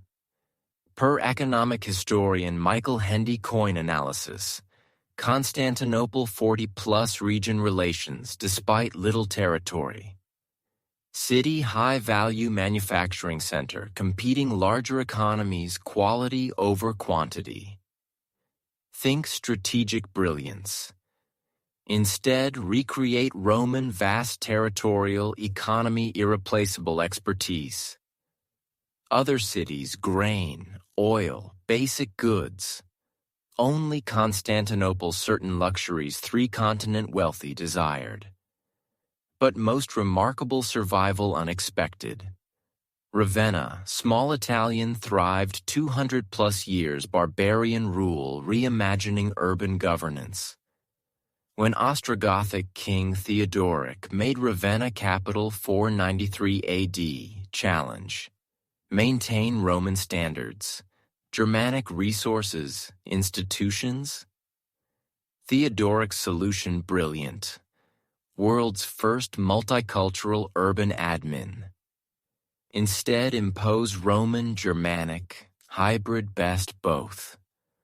Roman law commercial disputes, property. Germanic customs military, personal. Christian social services, education. All Roman, Germanic, Aryan Christian Council representation. Per historian Peter Heather, multicultural made Ravenna attractive refugees, merchants, craftsmen Mediterranean-wide. City safe haven cooperation over competition. Ravenna population grew 6th century while most Europeans shrunk. Economic remarkable. Workshops, luxuries combining Roman techniques, Germanic styles, appealing cross-cultural. Merchants Byzantine, Islamic, Germanic ties simultaneously, resilience single route disruption. But special infrastructure approach. Instead, maintain massive Roman public, focused smaller, sustainable, affordable, maintainable. Public baths, neighborhood facilities, enormous circus workshops, housing. Forum daily market over occasional events. See pattern these survivals. Cities survived Roman collapse, not preserved old systems. adapted new realities maintaining true urban value. All three share crucial, developed sustainable economies sans massive territorial supply chains. Rome religious services, Constantinople luxury manufacturing, Ravenna multicultural commerce. Second, invested human capital over physical. Education, expertise, diversity, massive buildings. Third, flexible, adaptive, adjusting strategies. Conditions changed. Importantly, proved urban thrive sans imperial framework. Cities not just admin commercial hubs. Fundamentally diverse people together creating value isolation impossible. These lessons eventually spread, inspiring 11th century urban revival. But before, need understand, archaeologists discovered urban abandonment process. Completely changed views Roman civilization collapse. Sometimes key stories buried, awaiting trowel, patience uncover. And archaeologists discovered Roman cities' actual death shattered historians' knowledge, ancient collapse. Real story not expected. Stranger, more gradual, heartbreaking than dramatic sudden destruction. Let me archaeological journey mind-blowing. Picture muddy excavation pit once Wroxeter, major Roman Britain city. Looking impossible. Layers evidence different history books. Not sudden abandonment expected. More mysterious. Dr. Philip Barker, 30-plus years excavating Wroxeter, discovered revolutionized urban collapse understanding. Instead, violent destruction, sudden abandonment, found initially baffling. Careful, deliberate adaptation centuries. Archaeological layers reveal. Late 4th century, Wroxeter thriving Roman stone buildings, paved streets, sophisticated amenities. But early 5th, fascinating. Instead, maintain massive central stone basilica.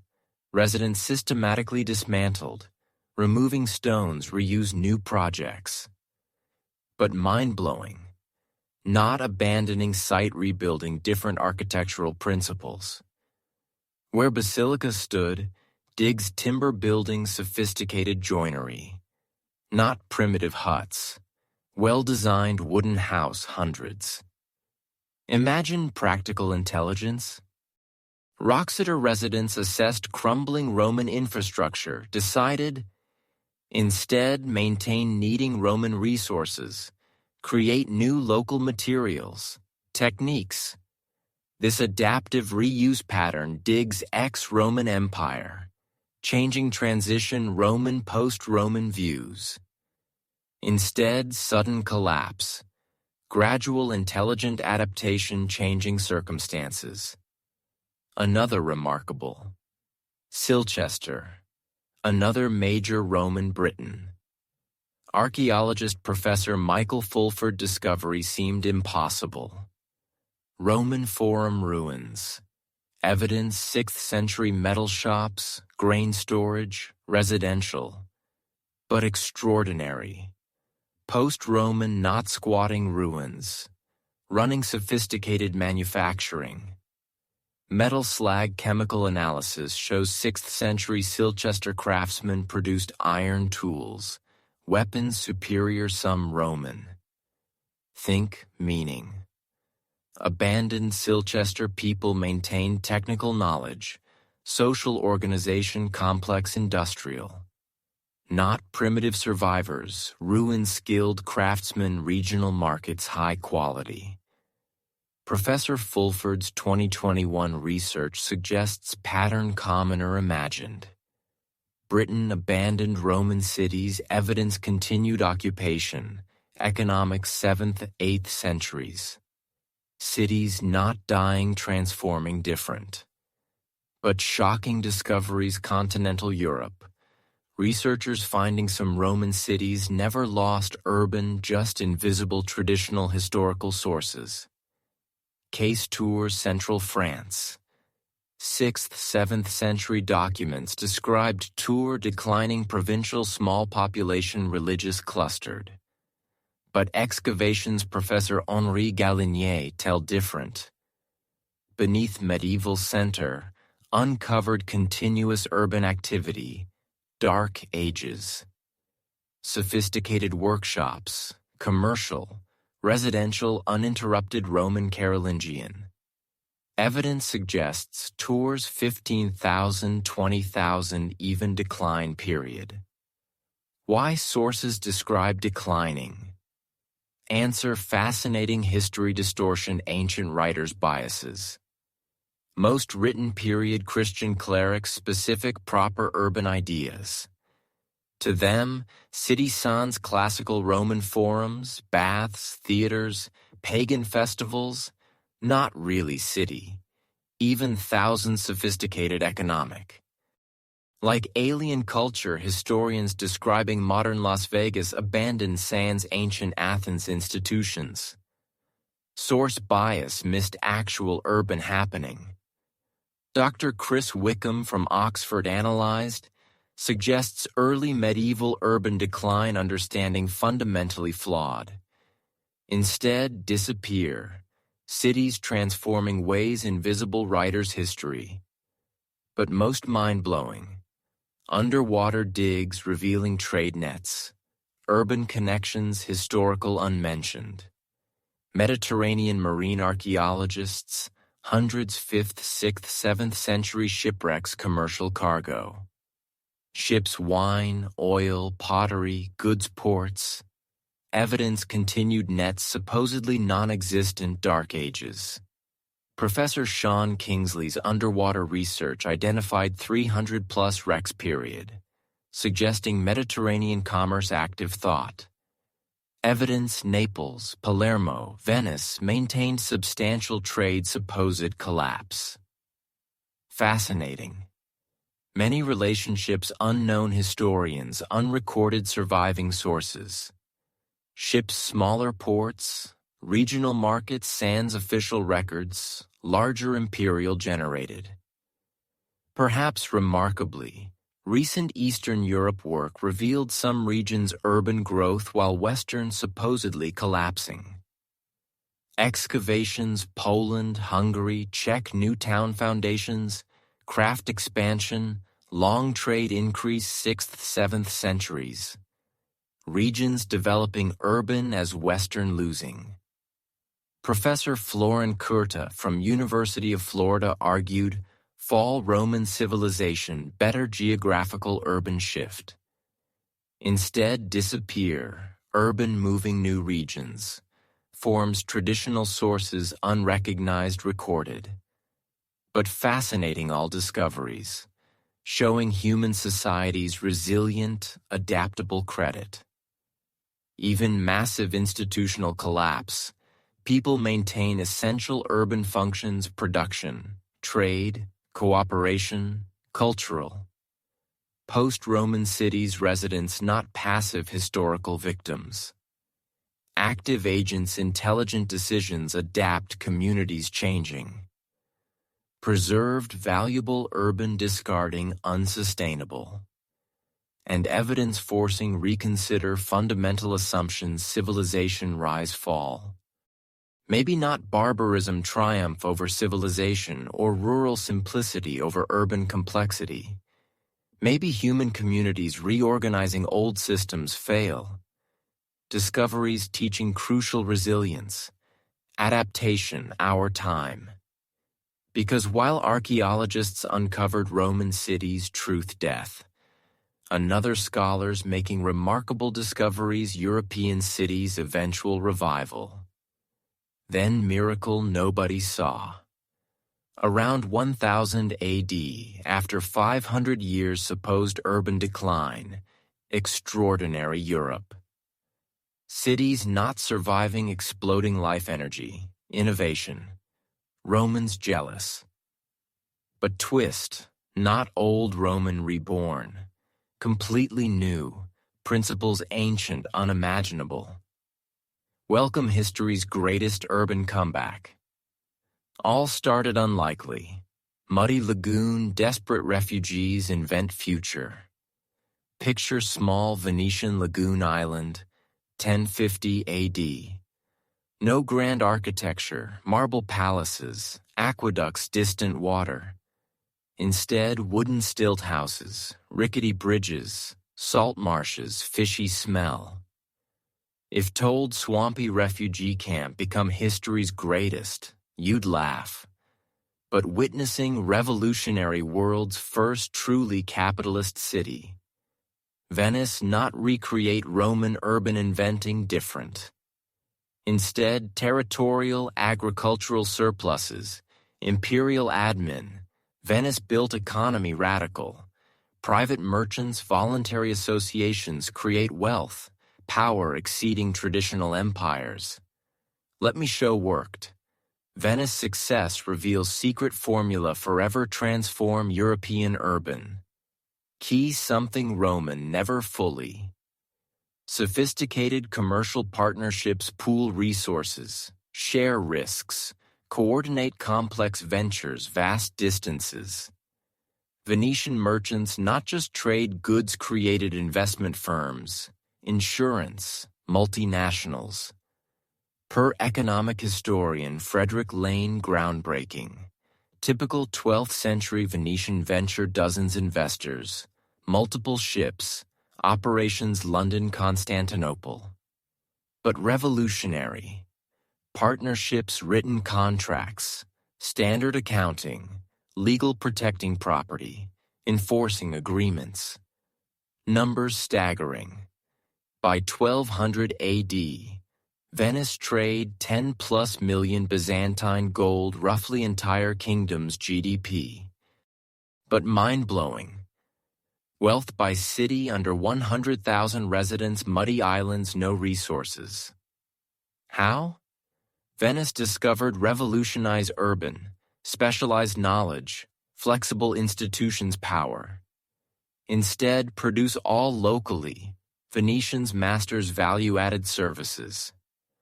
Not grow grain-financed purchases, transported needed regions. Not manufacture silk imported raw Constantinople, finished China, matched Europe buyers-sellers. But most importantly, Venice institutional innovations made complex commercial possible, profitable. Created standard weights, measures, currency Mediterranean accepted.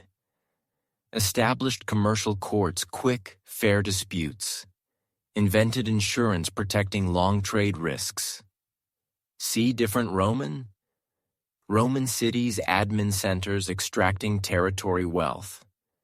Venice wealth creation via innovation, voluntary exchange.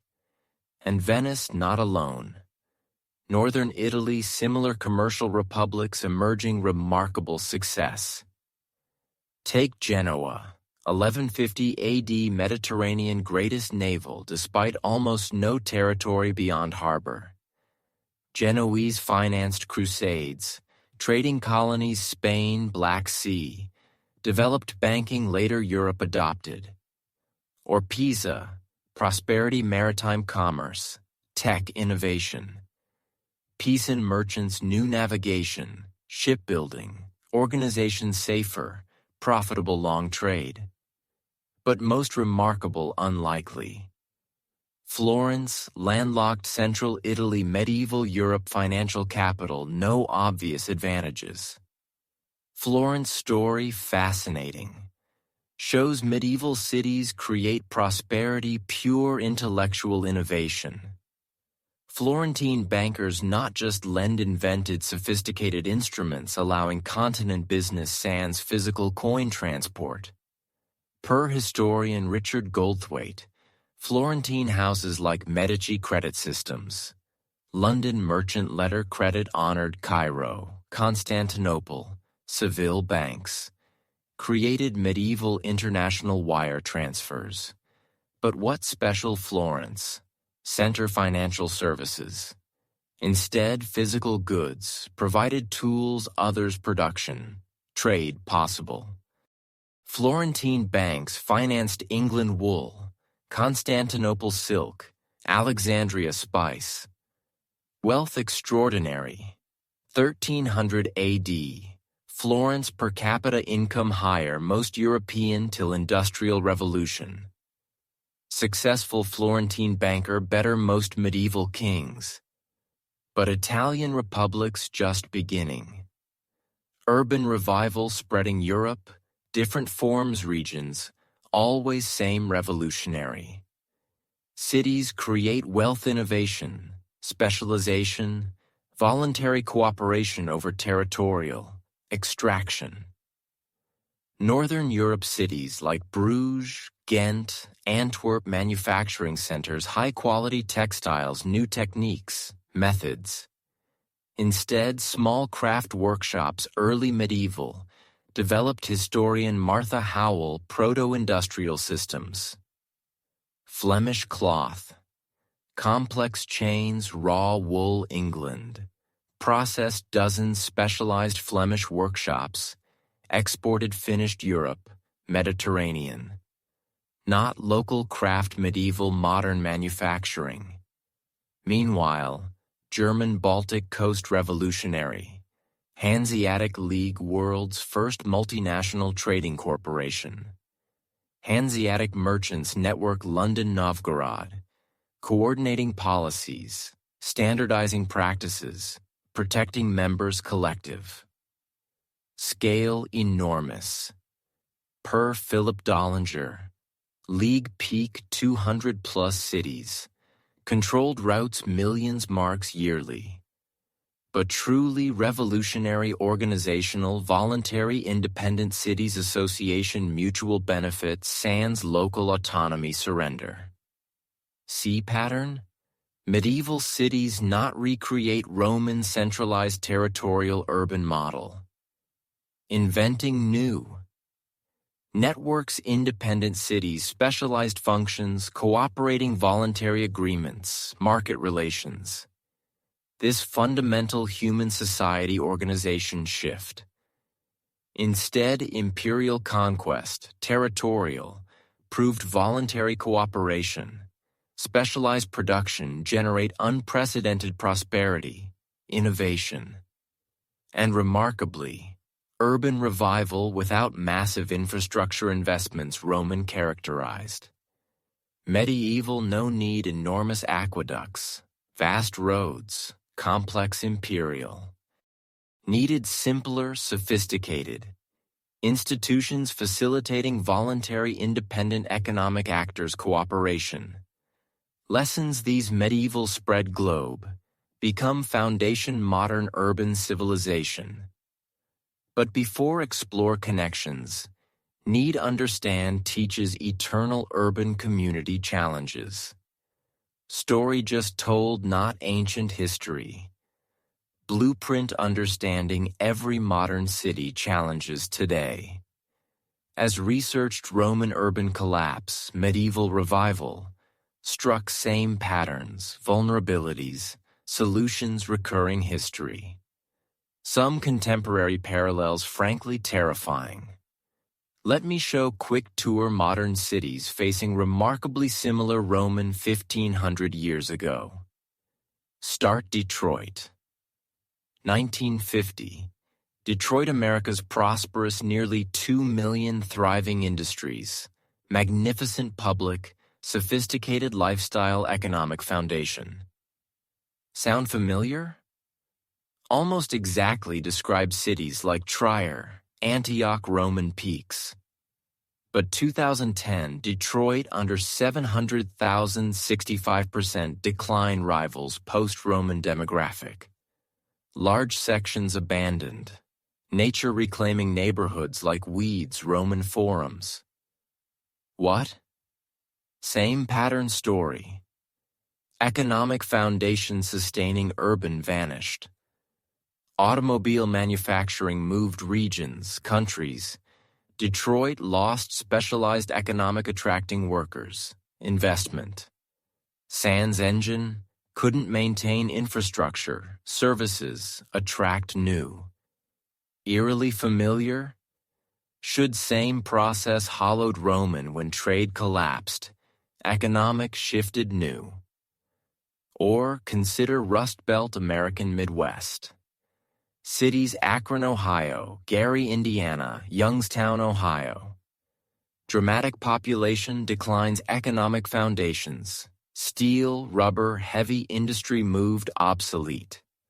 Per urban planner Justin Hollander, Tufts University, 100-plus American cities lost 25% plus population since 1950. Demographic decline comparable European during Roman collapse. But fascinating. Some modern adapt, reinvent mirror survivals Rome, Constantinople, Ravenna. Take Pittsburgh lost 60% plus 1950-2010 steel collapse.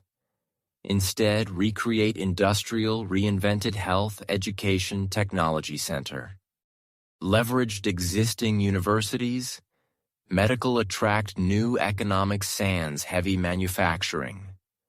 Familiar? Exactly Rome transformed imperial admin religious tourism.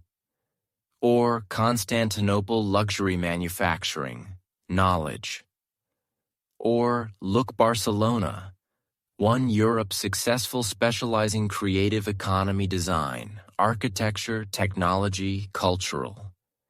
Barcelona not compete lowest costs, biggest factories attracts residents, investment unique cultural amenities, opportunities nowhere else. Essentially same medieval Venice. Instead, basic production. Focus specialized high value requiring unique expertise. Cultural. But parallels deeper economic strategies. Modern cities grappling infrastructure challenges familiar late Roman administrators. Think American urban infrastructure crisis. American Society Civil Engineers estimates 2+ trillion bring roads, bridges, water, transit adequate. Roughly equivalent maintenance crisis contributed Roman urban collapse. And like Roman, many modern American discover can't afford inherited prosperous era's infrastructure. Cities, country, impossible choices. Raise taxes, drive away residents, businesses, or allow deteriorate till urban unsustainable. Some respond adopting Roman solutions, reducing geographic footprint, consolidating services, focusing resources smaller areas over uniform vast. Cities Youngstown, Ohio, Flint, Michigan explicitly shrinking city strategies prioritize sustainable service over expansion. But other modern challenges unprecedented history. Climate change creating infrastructure stresses no prior urban planners considered. Rising seas threaten coastal like Miami, Venice. Extreme weather overwhelms drainage Houston, Mumbai. Droughts challenge water Cape Town, Los Angeles. Yet basic urban resilience principles from studying Roman, medieval still apply. Cities thrive, maintain economic diversity, invest human capital, develop flexible institutions, preserve social cooperation making urban possible. See patterns? Urban success, not biggest buildings, impressive infrastructure. Creating environments people cooperate productively, new ideas flourish, economic opportunities emerge, communities adapt changing. Cities survived Roman collapse, not necessarily biggest, richest, most adaptable. Rome survived reinventing religious over political. Constantinople thrived high-value manufacturing knowledge. Venice succeeded new commercial organization. Modern similar learn. Instead, preserve obsolete economic. Develop new competitive advantages. Instead, single industries revenues, diversify base. Instead, maintain infrastructure different demographic, economic, right-size physical match current resources, needs. But perhaps importantly, Roman medieval story teaches urban civilization both fragile, resilient, imagined. Urban depends complex systems disrupted beyond single city control climate, economic shifts, tech disruption, instability, demographic. But urban remarkable adaptation, innovation, reinvention capacities. When old stop, create new institutions, economic strategies, organize communities.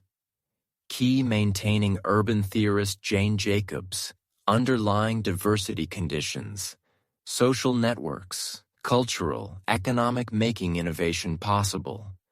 Cities preserve these survive external shock. Cities lose struggle favorable. And most important lesson this journey, urban rise, fall, renewal. Because understanding cities adapted existential past, not just history preparing future. So, here end incredible time journey. Want leave something might change worldview. Because Roman city's story not really past eternal human challenge building communities thrive, adapt, endure unpredictable world. Seen greatest ancient urban civilization down not single catastrophe, gradual interconnected systems break down economic nets, political institutions, infrastructure maintenance, social cooperation, cultural confidence. Reminder civilization not fixed ongoing project needing constant attention, adaptation, renewal, but seen profoundly hopeful. Human communities' almost miraculous reinvention capacity. Roman world collapsed, people not give up, retreat caves. Created new social, economic strategies, institutions, eventually urban civilizations surpassing Roman many ways. Medieval emerging Roman ruins, Venice revolutionary commercial, Florence financial genius, Hanseatic cooperative not pale Roman imitations, genuinely new human organization solving Romans never. And gives enormous hope time because modern cities' challenges, climate, tech disruption, inequality, infrastructure decay, polarization, many ways new ancient versions. Specific different underlying dynamics remarkably similar. Share 3 most important lessons learned studying urban resilience 15 centuries history. Think help understand not just own city, community, even life. First, diversity strength requires active cultivation. Cities survived, thrived. Whether Constantinople 6th century or San Francisco today, maintained economic, cultural, institutional diversity. Didn't all eggs one basket. Created multiple prosperity pathways, identity sources, problem-solving ways. But diversity not automatic requires deliberate choices. Choosing welcome newcomers over exclude. Support multiple industries over single dependence. Preserve different neighborhoods, communities over single mold. Second, infrastructure important. Institutions everything. Roman most impressive ancient infrastructure. But institutions collapsed governance, law, trade, cooperation. Even magnificent aqueducts, roads useless. Modern billions physical infrastructure important. But successful also invest social infrastructure schools, libraries, community centers, civic helping people work effectively. Create institutions adapt new challenges over maintain old. Third, urban success secret not avoiding change managing intelligently. Cities failed. Roman collapse often tried hardest preserve old ways. Succeeded flexible, experimental, open new possibilities. Doesn't mean abandon all worked past. Rome survived preserving valuable Roman culture, adapting new. Venice succeeded combining traditional Mediterranean trading, innovative financial. Most resilient, both conservative, revolutionary same time. Now think own community. Whether big city, small town, neighborhood, what apply lessons? Maybe support local businesses, not national chains, creating economic diversity. Volunteer organizations bringing groups together, building social infrastructure. Stay informed local issues, participate decisions, helping area adapt new. Because here's realized years studying urban history. Cities not just live collective projects constantly creating together. Every choice where live, work, shop, treat neighbors, participate community all add shape character, future urban communities. Romans built Trier, Antioch, Alexandria thought building eternity. And way right their innovations law, engineering, architecture, planning foundation, everything after. But also wrong thought permanence never changing. Real urban history lesson permanence through adaptation. Cities last not never change. Keep changing response, new preserving most valuable urban life. Opportunity diverse people together, create value, build culture, solve problems none alone. And that's exactly happening now. Cities, world, people work. Address climate, tech disruption, economic inequality, time challenges. Story not over, still written. You're writing. Next time, walk city. Remember incredible journey taken tonight. Remember streets witnessed countless human ingenuity, cooperation, resilience. Remember communities continuing traditions, urban innovation thousands years. And remember choices how live, work, participate community helping shape next urban history chapter. Thanks so much joining this incredible time journey. Thank curiosity, patience, willingness. Think deeply human communities work, why matter? And thank being part ongoing urban civilization story, because that's exactly what you are. Story how build thriving, resilient, adaptive communities, not just history. Future creating together, one choice time. And can't wait explore more incredible human stories with you soon. Until next time, sleep well, dream possibilities ahead, and remember greatest cities history not built kings emperors. Built ordinary people working together create something extraordinary just like